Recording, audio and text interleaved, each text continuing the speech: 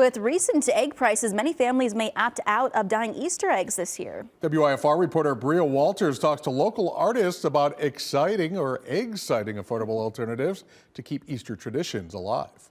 This is time you don't get back.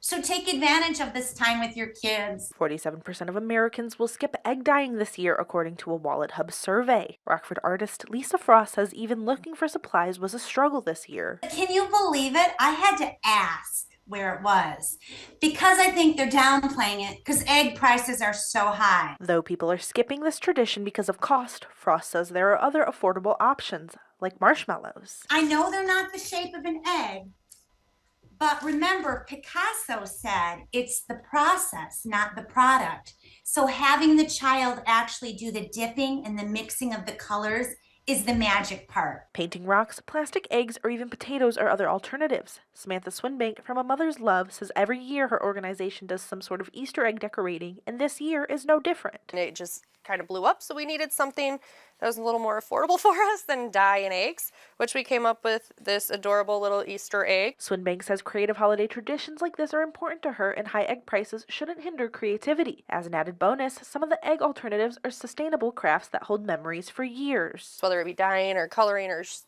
shaving cream, whatever you kind of come up with, it is that connection, and then to be able to share that years down the road. In the state line, Bria Walters, WIFR News. A Mother's Love has one more opportunity for kids to decorate eggs and meet the Easter Bunny. That's Thursday from 4 to 6. Can't wait. Well, we have more stories later tonight at 6, including about a claim at a local high school. It's sparking action from trans rights activists and opponents. What the claim in question is and the response from school officials. And it's tariff talk in the Windy City. The challenges the Trump administration's policies are presenting to the Federal Reserve when it comes to curbing inflation. Again, those stories and more tonight at 6. Still to come on WIFR.